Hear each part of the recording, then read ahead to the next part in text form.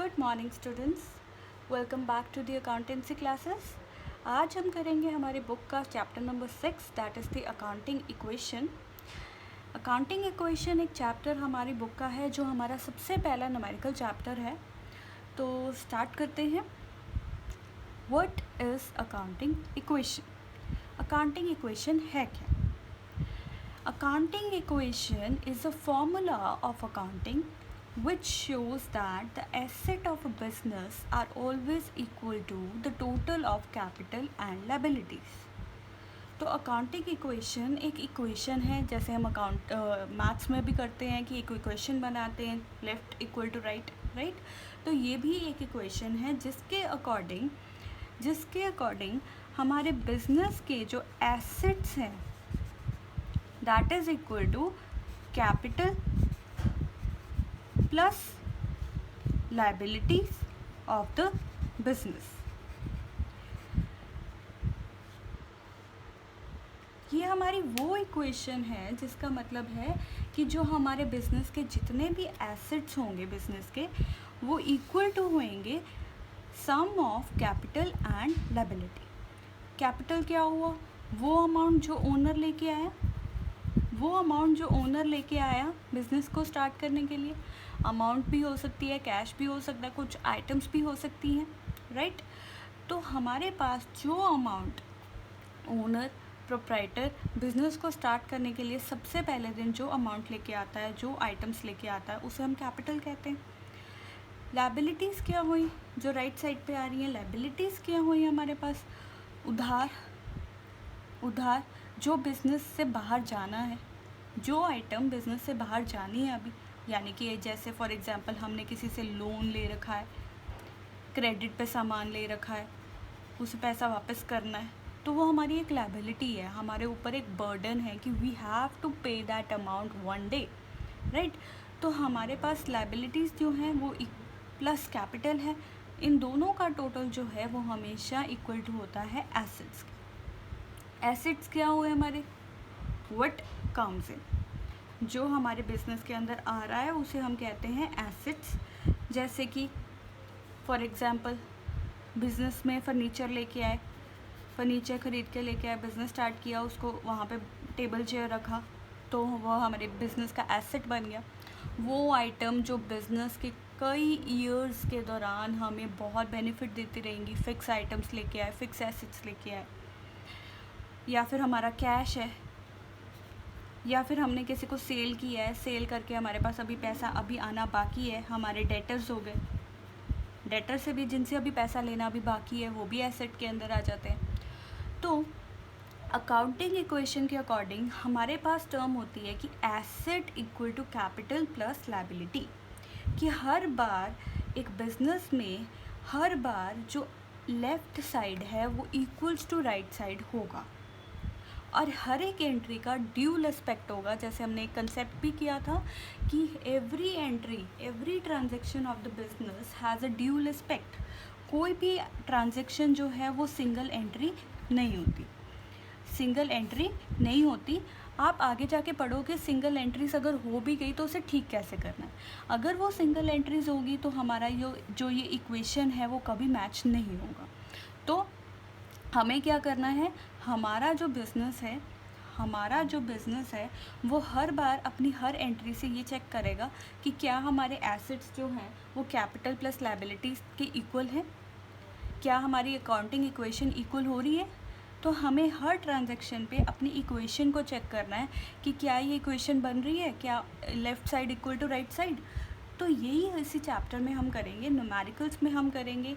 हम बिज़नेस की सिचुएशंस लेके आएंगे कि बिज़नेस हमने स्टार्ट किया, उसमें कई आइटम्स खरीदी, कई आइटम्स को सेल किया, बहुत ट्रांजैक्शंस हुई, और ईच ट्रांजैक्शन के बाद हमें अपने जो अकाउंटिंग इक्वेशन है उसको मैच करना है। ठीक है जी, हमें अपनी अकाउंटिंग इक्वेशन जो भी होगी उसे हमें मैच करना। तो आपको एक एग्जांपल देती हूँ। फॉर एग्ज़ाम्पल हमें बैलेंस शीट दे रखी है, ये हो गई हमारी बैलेंस शीट, जिसमें मैंने बोला था कि एसेट्स हमारे राइट साइड पे आते हैं और जो हमारी कैपिटल और लाइबिलिटीज़ हैं वो बैलेंस शीट में लेफ्ट साइड पे आती है। तो capital and liabilities will come over here, और एसेट्स हमेशा लेफ्ट राइट साइड पे आते हैं बैलेंस शीट में। तो हमारे पास in the given balance sheet हमारे पास एसेट्स दे रखे हैं, for example cash, bank balance bank, stock, machinery, building. तो एसेट्स करंट भी हो सकते हैं, फिक्स्ड एसेट्स भी हो सकते हैं। तो हमें ये टोटल दे रखा है और इन सभी का टोटल हमारे पास है 1 लाख रुपीस, ठीक है। और इधर हमें दे रखी है कैपिटल और लाइबिलिटी। तो जब वो बिज़नेस में सबसे पहले लेके आया पैसा, तो कैपिटल लेके आया 60,000 रुपीज़, और बिज़नेस की कुछ लाइबिलिटीज़ हैं, मतलब अभी पैसा देना बाकी है। सपोज़ बैंक में उसका बैलेंस ओवरड्राफ्ट चला गया, हमने बैंक में से ज़्यादा पैसा निकाल लिया, तो हमें उसे पे करना होगा। तो सपोज़ जो हमारा बैंक बैलेंस, बैंक ओवरड्राफ्ट चला गया, वो 10,000 है। और क्रेडिटर्स हैं, उधार लिया हुआ है, देना है अभी बैंक, अभी हमारी बिज़नेस ने वो उधार की पेमेंट अभी करनी है, तो वो 30,000 है। तो इस साइड भी हमारा 1 लाख है। तो ये हमारे पास एक पोजीशन बता रखी है, बैलेंस शीट दे रखी है। तो ये ट्रांजैक्शन हुई है, तो इन्हीं ट्रांजैक्शन की मदद से यहाँ से पैसा आया, और इसी पैसे की जैसे कैपिटल आई हमारे पास 60,000, राइट। अभी हमने इन लोगों को पैसा वापस करना है, ये भी पैसा वापस करना है, लाइबिलिटीज़ हैं, बैंक ओवरड्राफ्ट है, और इधर हमारे पास कुछ कैश है, कुछ बैंक है, स्टॉक है, ट्रांजैक्शन है। तो हमने देखा कि जो ये बैलेंस शीट है वो मैच कर रही है। तो हमने इस चैप्टर में यही पढ़ना है कि ये बैलेंस शीट मैच कैसे हुई, कैसे हर एक ट्रांजैक्शन का इफ़ेक्ट बैलेंस शीट के ऊपर ऐसे पड़ेगा कि उसके एसेट्स जो हैं वो इक्वल हो जाएंगे उसकी लायबिलिटी प्लस कैपिटल के। तो हमारी बैलेंस शीट में हमेशा एसेट इधर आ जाते हैं और कैपिटल और लायबिलिटी दोनों इधर आती हैं। तो इन दोनों का सम हर बार इक्वल होता है टू द एसेट्स, ठीक है जी। तो इधर भी हमारी अकाउंटिंग इक्वेशन क्या बनी, asset equals to capital plus liabilities. तो एसेट कितने हैं हमारे पास, 1 लाख रुपीज़ हमें टोटल दे रखा है। अभी सभी का एक एक फिगर नहीं पता हमें। कैपिटल हमारे पास कितनी है, 60,000 प्लस लायबिलिटीज़ इन दोनों का टोटल होगा प्लस 40,000। तो ये दोनों इक्वल हो गए। तो assets equal to capital plus liabilities. तो हमें अभी तो एक ओवरव्यू मिला है कि अकाउंटिंग इक्वेशन ये है कि हमारी एसेट्स जो हैं वो कैपिटल प्लस लायबिलिटीज़ हैं, राइट। तो हम अब करेंगे कुछ एग्जांपल्स, एक सिचुएशन लेके चलते हैं जिसमें हम हर एक ट्रांजैक्शन का, बिजनेस में आने वाली कई ट्रांजैक्शंस का इफ़ेक्ट जो भी होगा हमारी अकाउंटिंग इक्वेशन के ऊपर, हम आज सिर्फ उसी इफ़ेक्ट्स को स्टडी करेंगे, ठीक है जी। तो स्टार्ट करते हैं हम। सबसे पहले हम ट्रांजैक्शन स्टार्ट करेंगे। अब हमारे पास अब होंगी कुल टोटल 6 मेन सिचुएशंस, और उन्हीं 6 सिचुएशंस के ऊपर हम हर स्टेज पे अपनी बैलेंस शीट, अपनी अकाउंटिंग इक्वेशन सभी को मैच करेंगे।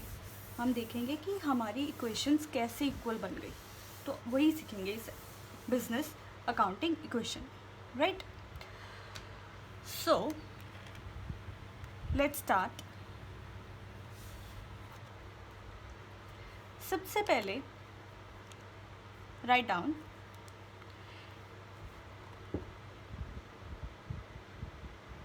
effect of transactions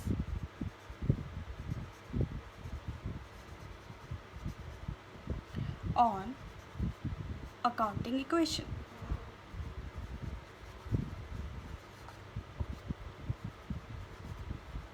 accounting equation के ऊपर कई ट्रांजैक्शंस का क्या इफेक्ट है, आज का हमारा टॉपिक है। हमने किया है कि दैट एसेट जो है वो होते हैं equals to capital plus liabilities, right. तो सबसे पहले हम ट्रांजैक्शन कर रहे हैं, फर्स्ट ट्रांजैक्शन। सपोज एक पर्सन है Ram started business with ₹75,000 as capital. तो राम ने बिज़नेस स्टार्ट किया और उसने 7500 की कैपिटल इसमें इन्वेस्ट की। तो क्या इसका इफ़ेक्ट पड़ेगा? तो लायबिलिटी तो कोई नहीं है, लायबिलिटी तो कोई भी नहीं है। बिज़नेस का एट प्रेजेंट कोई सिचुएशन ऐसी नहीं है कि उसने किसी को पैसा देना है। तो एक तो यहाँ पे तो लायबिलिटी ज़ीरो हो गई। एसेट में क्या हो गया? 75,000 बिजनेस के अंदर आए, 75,000 बिजनेस के अंदर लेके आए, तो वो कैश जो है वो एसेट होता है। तो यहाँ पे 75,000 आ गया।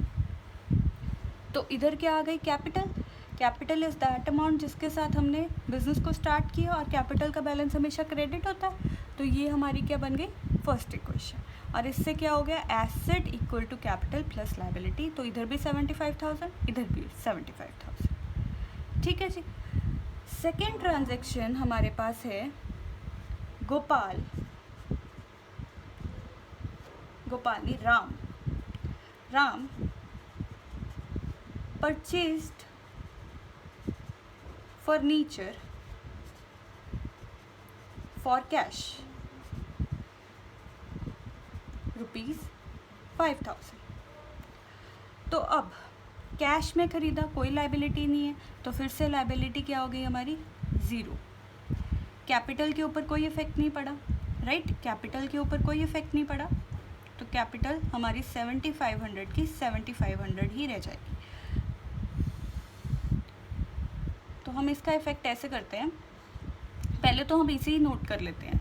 75,000 तो हमारे बिजनेस में एक ट्रांजैक्शन हुई है। सेकेंड ट्रांजैक्शन का इफ़ेक्ट देखेंगे, लायबिलिटी के ऊपर कोई इफ़ेक्ट नहीं, ज़ीरो का ज़ीरो ही रह गया। कैपिटल के ऊपर भी कोई इफ़ेक्ट नहीं, राइट, ये भी ज़ीरो का ज़ीरो रह गया। और इधर क्या हुआ? एसेट में से जो कैश है, कैश में से 5,000 जो है वो कम हो गया। तो हमारे पास कैश कितना था? 75,000। तो इसमें से हमारा 5,000 जो है वो कम हो गया। ठीक है जी। और इधर क्या आ गया? हमारे पास फर्नीचर आ गया। तो फर्नीचर तो हमारा एसेट होता है। पहले फर्नीचर ज़ीरो था और उधर 5,000 का ही फर्नीचर ऐड हो गया। तो ये इफेक्ट पड़ा, यानी कि 7500 में अब क्या 75,000 में क्या इफेक्ट पड़ा कि इस 75,000 में से 5,000 की कैश के साथ फर्नीचर ख़रीदा गया। तो 5,000 का फर्नीचर आ गया और कैश हमारी कम हो गई। तो इसका नेट इफेक्ट क्या होगा कि हमारी अकाउंटिंग इक्वेशन में एसेट साइड पे 70,000 का कैश रह जाएगा, 5,000 का फर्नीचर आ जाएगा और कैपिटल जो है वो 75,000 की 75,000 ही रहेगी और लायबिलिटीज़ हमारी ज़ीरो ही रहेंगी। तो ये हमारी अकाउंटिंग इक्वेशन 2 बन जाएगी। ठीक है जी। नेक्स्ट हमारे पास थर्ड सिचुएशन है। Third situation, Ram purchased goods. Ram ने अब दोबारा से क्या परचेज कर लिए? Goods for cash. ये भी कैश में परचेज किए। तो मतलब इधर वाली साइड पे, राइट साइड पे तो कोई इफेक्ट ही नहीं पड़ेगा क्योंकि कैश में किया। कैश कम होगा, हमारा एसेट कम होगा। एक एसेट कम हो जाएगा और उसके बदले में गुड्स आ जाएंगे तो दूसरा एसेट बढ़ जाएगा। तो हमारे पास एसेट्स ऑलरेडी क्या थे? 70,000 का कैश था। तो 70,000 में से 20,000 का कैश कम हो जाएगा। तो कैश कितना रह गया हमारे पास? 50,000। फिर हमारे बिजनेस में ऑलरेडी फर्नीचर था 5,000 का, 5,000 का फर्नीचर था। फिर हमने क्या किया? इसी 20,000 जो हमारा कैश कम हुआ है उसका हमने क्या लिया, स्टॉक। गुड्स को क्या कहते हैं हम अपनी अकाउंटिंग में, स्टॉक। तो यहाँ पे हमारा स्टॉक बढ़ गया, तो हमारे एसेट्स बढ़ रहे हैं। हमने कैश को यूज़ करके फर्नीचर खरीदा, फिर स्टॉक खरीदा, तो एसेट्स बढ़ते गए, लायबिलिटी के ऊपर कोई इफेक्ट नहीं पड़ा। तो हमारी कैपिटल सेम वैसे की वैसे, दैट इज़ 75,000। और लायबिलिटीज़ जो है वो कितनी रह गई, 0। उधार तो कोई भी नहीं किया। तो हमारे इधर भी 50,000 प्लस 5,000 प्लस 20,000 75,000 टोटल है, और इधर भी 75,000 है। तो अकाउंटिंग इक्वेशन फिर मैच हो गई हमारी अकाउंटिंग इक्वेशन, हम सही चल रहे हैं मतलब। फिर फोर्थ सिचुएशन हमारे पास आई कि राम ने परचेज किया, Ram purchased goods on credit. अब हो गया उधार ले लिया, उसको उधार पे सामान लेना पड़ा, तो हमारी लायबिलिटीज़ आ गई। तो कैश तो कम हुआ नहीं, क्योंकि हमने उसको, जब उसने गुड्स खरीदे तो उसने कोई कैश पे नहीं किया, तो कैश तो उतना ही 50 का 50,000 ही है। फर्नीचर भी वहीं का वहीं खड़ा है, 5,000 का 5,000। गुड्स ज़रूर लेके आए हैं, तो स्टॉक बढ़ गया, स्टॉक 16,000 से बढ़ गया। तो यहाँ पे कितने आ गए, 20,000 प्लस 16,000 दैट इज़ 36,000। कैपिटल भी वैसे की वैसे, कैपिटल कितनी है, 75,000। लेकिन उधार पे लिया तो लायबिलिटी बढ़ गई, लायबिलिटीज़ बढ़ गई। उधार पे लिया, वापस करना पैसा, तो 16,000 इधर बढ़ गए। तो अगर हम इन्हें टोटल करेंगे तो इधर भी हमारे पास जो बैलेंस है वो कितना है, 91, और इधर भी 91,000। तो फिर हमारी अकाउंटिंग इक्वेशन जो है मैच हो गई। Next situation number 5, goods costing ₹12,000, goods costing ₹12,000 sold for ₹15,000। 12,000 के गुड्स पड़े थे, उन्हीं गुड्स को हमने सेल कर दिया 15,000 में। तो यहाँ पे इन्होंने कुछ नहीं बोला कैश आया या नहीं आया, सिर्फ क्या हुआ, हमने सेल कर दिया, हमने गुड्स को सेल कर दिया। तो हमारी अकाउंटिंग इक्वेशन जो यहाँ पे थी, कैश जो है वहीं का वहीं खड़ा है 50,000, फर्नीचर भी वहीं का वहीं खड़ा है 5,000, स्टॉक कम हो गया, क्यों, क्योंकि हमने उसी स्टॉक का क्या कर दिया, हमने उसी स्टॉक को सेल कर दिया। तो हमने 12,000 का स्टॉक सेल कर दिया, तो 36,000 माइनस 12,000 कितना रह गया हमारे पास, 36,000 minus 12,000, we are left with how much amount, तो हमारे पास बच गए 24,000 का स्टॉक, राइट। 24,000 का हमारे पास स्टॉक बचा है। और इधर क्योंकि हमने यही गुड्स जो सेल किए हैं उधार पे किए हैं, तो ये पैसा अभी हमें आना है, जो चीज़ अभी आनी है हमारे बिजनेस में आनी है, तो वो डेबिट साइड हो जाएगी। तो डेटर्स में 15,000 ऐड हो गए, स्टॉक 12,000 कम हो गया, 15,000 आना था तो 15,000 ऐड हो गया। तो भाई इधर तो गड़बड़ होगी, 3,000 का गड़बड़ हो गया, 12,000 गया 15,000 आ गया, तो 3,000 का हमें क्या हुआ, प्रॉफिट हुआ है। अगर कोई भी प्रॉफिट और लॉस अकाउंट में कोई भी खर्चा जा रहा है, कोई भी इनकम हो रही है, उसका नेट इफेक्ट जो होता है वो हमारे कैपिटल के ऊपर पड़ता है। अगर उसका नेट इफेक्ट प्रॉफिट जा रहा है, उससे हमें प्रॉफिट हो रहा है तो कैपिटल इंक्रीज़ हो जाएगी, अगर उससे हमें लॉस हो रहा है तो लॉस जो है कैपिटल को डिक्रीज़ कर देगी। तो यहाँ पे कैपिटल में जो हमें इससे 12,000 की आइटम को सेल करके हमने 15,000 कमाए, तो 3,000 का जो प्रॉफिट है वो हम कैपिटल को इंक्रीज़ कर देंगे 3,000 के साथ, तो हमारे पास कैपिटल हो जाएगी 78,000, और लायबिलिटीज़ जो हमारी हैं वो वैसे की वैसे ही रह जाएंगी, दैट इज़ 16,000। तो जब हम इधर टोटल करेंगे तो इधर भी 94,000 बन जाएगा और इधर भी हमारे पास 94,000 बन जाएगा। नेक्स्ट अब हमारे पास एक और ट्रांजैक्शन है, last one. Paid 1,000 for rent, paid ₹1,000 for rent. Rent पे किया मतलब कैश गया, तो हमारा यहाँ पे कैश कम हो गया, 49,000 रह गया।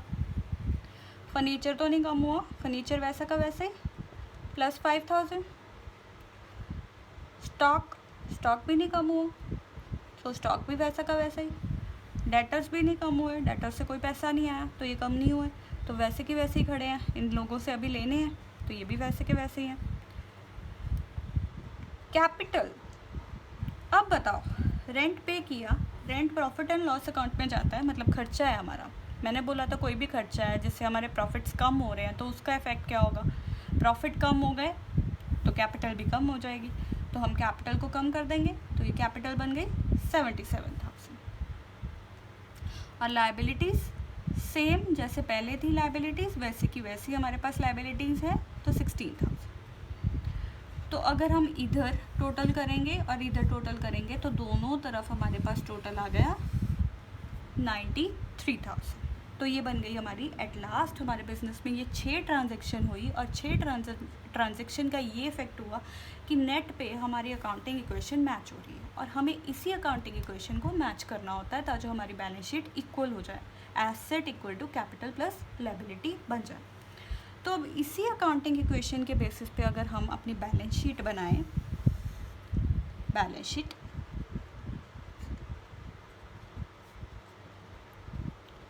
तो हमें पता है हमारे राइट साइड में क्या आते हैं, एसेट्स, और लेफ्ट साइड में क्या आते हैं, कैपिटल प्लस लायबिलिटीज। रुपीस, यहाँ पे एसेट्स आते हैं रुपीस, राइट। तो हमारे एसेट्स में क्या है, कैश, फर्नीचर, स्टॉक और डेटर्स। हमें ये नहीं करना कि हमें पहले दिन से लिखने लग जाना है बैलेंस शीट को। बैलेंस शीट जो है हमारी लास्ट फिगर होती है, बैलेंस शीट लास्ट फिगर होती है। तो हम यहाँ से उठाएंगे, लास्ट एंट्री में क्या है हमारे पास, कैश 49,000, फर्नीचर हमारे पास 5,000, स्टॉक 24,000, डेटर्स जो हैं 15,000, तो इनका टोटल बन गया हमारे पास 93,000। फिर कैपिटल हमारे पास पड़ी है 77,000, लायबिलिटीज़ जो हैं वो हमारे पास हैं 16,000, और इधर भी हमने टोटल किया तो हमारे पास टोटल आया 93,000। तो ये इसका मतलब हुआ हमारी जो अकाउंटिंग इक्वेशन है वो बिल्कुल सही है, और उसके बेसिस पे हमने बिल्कुल सही बैलेंस शीट बना दी। तो बच्चों ऐसे होती है हमारी ट्रांजैक्शंस बुक्स में रिकॉर्ड। तो हर एंट्री का इफेक्ट हम देखते हैं, हमें अपनी एंट्री ऐसे पोस्ट करनी है कि उससे हमारे या तो एसेट्स पे इफेक्ट होगा, कैपिटल पे इफेक्ट होगा, या लायबिलिटी पे, और उसका नेट इफेक्ट क्या होगा कि asset equal to capital plus liabilities. So this much is enough for today. इसे अपनी नोटबुक पे प्रॉपरली लिखो, समझो। कल हम इसके न्यूमेरिकल क्वेश्चन, न्यूमेरिकल पार्ट करेंगे। तो सी यू टुमारो। Thank you.